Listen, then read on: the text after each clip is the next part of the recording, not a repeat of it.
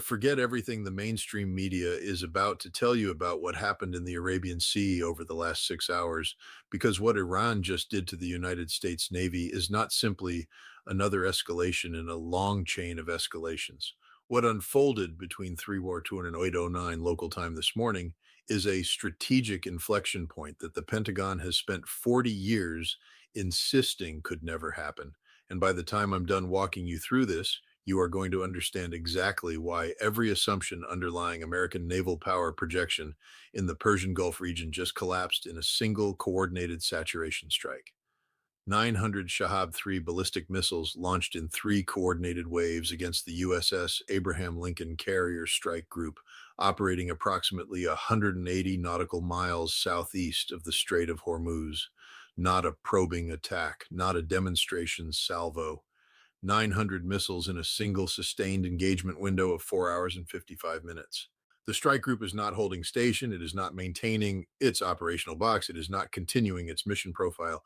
As of 8:47 this morning, the Lincoln Strike Group is conducting an emergency withdrawal toward the Gulf of Oman under reduced air defense capacity, with at least two escort vessels reporting kinetic damage, and the carrier itself operating under a degraded radar picture that I am told by people who would know is unlike anything the United States Navy has experienced since the Second World War.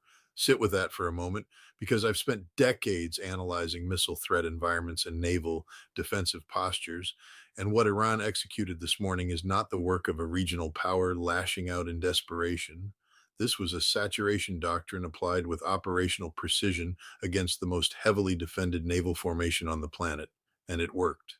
Let me be specific about what the Shahab 3 actually represents in this engagement, because the technical press is going to throw the name around without explaining why 900 of them changes the math entirely.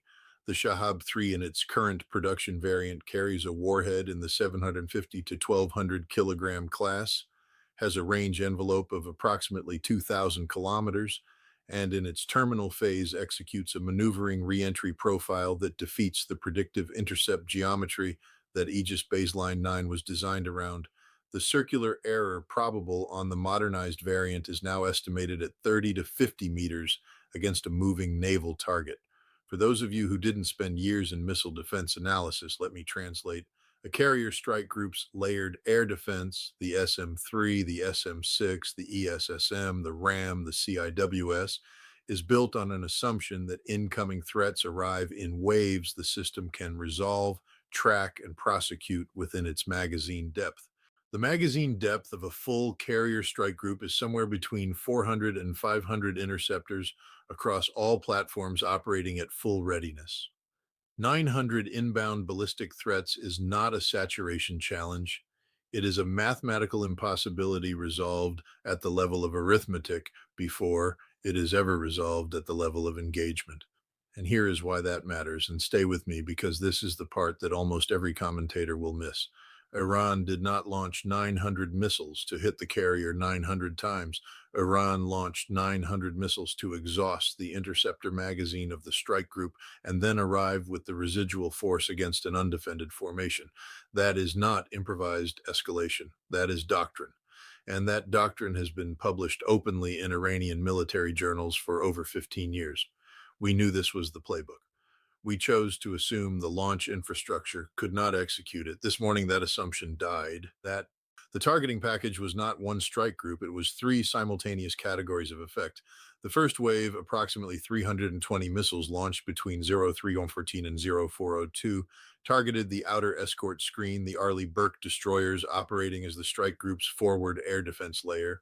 The second wave, approximately 380 missiles launched between 0418 and 0533, targeted the inner defensive ring and the carrier itself with terminal maneuvering profiles designed to bleed the SM-6 magazine. The third wave, approximately 200 missiles launched between 0611 and 0809, arrived against a strike group that had already expended the overwhelming majority of its interceptor inventory and was now relying on close-in weapons systems and electronic warfare against ballistic threats those systems were never designed to engage. That is a sequence saturation package executed across nearly 5 hours against a moving naval formation by an adversary the Pentagon has spent 2 decades describing as incapable of coordinated long-range strike operations. The people who built that targeting timeline understood the magazine math, understood the engagement windows, and understood exactly how to pace the waves so that each successive volley arrived against weaker defenses than the one before it. The timing of the opening salvo was not coincidence, and it was not convenience.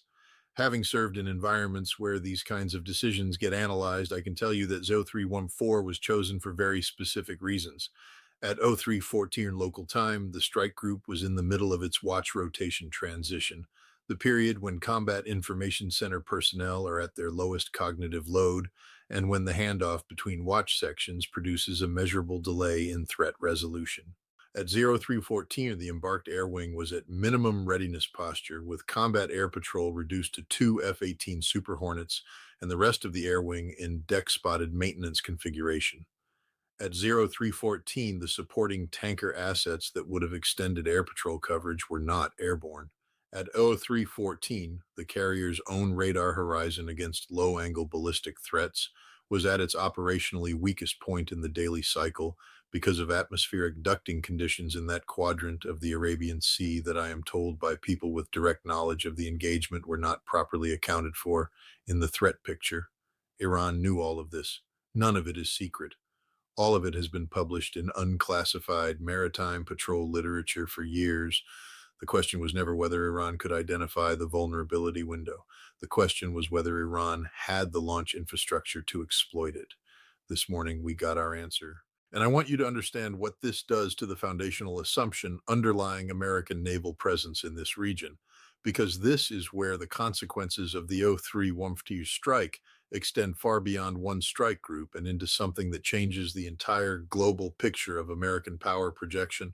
The United States Navy operates 11 carrier strike groups. The forward presence of one of those strike groups in the Arabian Sea is what underwrites every American security commitment from the Eastern Mediterranean to the South China Sea. That presence functions because adversaries believe the strike group cannot be reached. That belief is the entire foundation of the deterrent. The moment a carrier strike group is forced into emergency withdrawal under sustained kinetic pressure from a regional power, the deterrent does not erode, it collapses.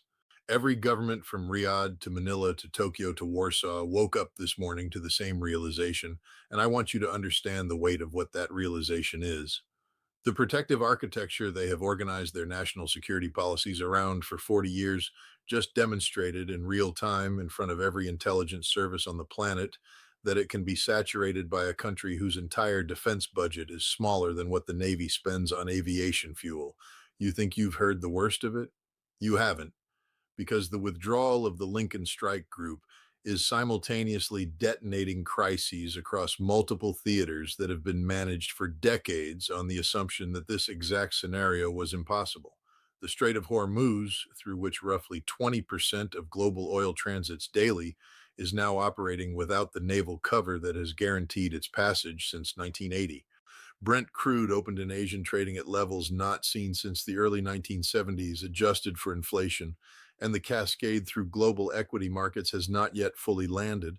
The forward deployed American assets in Bahrain and Qatar and the UAE are now operating without the carrier air wing that provided their primary air defense umbrella. The Allied naval formations operating in coalition with the strike group, British, French, Australian, are conducting their own independent withdrawal calculations under degraded threat picture, and without the integrated air defense architecture they were operating under 6 hours ago. Israeli air operations that depended on the regional air picture provided by the strike group's E-2D Hawkeye coverage have lost that picture entirely. And the resupply chain for every American forward presence in the region runs through sea lanes that the strike group was protecting and is no longer in position to protect. Five crises arriving simultaneously on a defense establishment that has been managing each of them sequentially under the assumption that the carrier was the constant. The carrier is not the constant anymore. What I am telling you is that a threshold has been crossed this morning that cannot be uncrossed by any statement from the Pentagon press office, any reassurance from the National Security Council, any photograph of an undamaged Lincoln released in the next 48 hours. The threshold is not whether the strike group survives. The threshold is whether the strike group can return. And the targeting infrastructure that produced this morning's saturation salvo did not consume itself in the launch. It is still there. It is still operational. It is still aimed at the same waters the United States Navy has just been forced to retreat from. The decisions that will be made in the Pentagon, in the White House Situation Room, in allied capitals across 3 continents in the next 24 to 48 hours will define American naval power for the next generation in ways the decisions of every previous week of this conflict have not. What does it say about the doctrinal assumptions of the United States Navy that 900 missiles from a regional power produced the first emergency carrier withdrawal under fire since 1945? At what point does an alliance system built on the projection of one specific capability have to confront the loss of that capability as a permanent feature of the strategic landscape rather than a temporary tactical setback? That is the question being asked behind closed doors right now from Norfolk to Yokosuka to Brussels. And the answer, whatever it turns out to be, will not look like anything this conflict or any conflict since the end of the Cold War has produced. As the Lincoln is steaming east, the interceptor magazines are empty, and the silence over the Arabian Sea this morning is the sound of an era ending.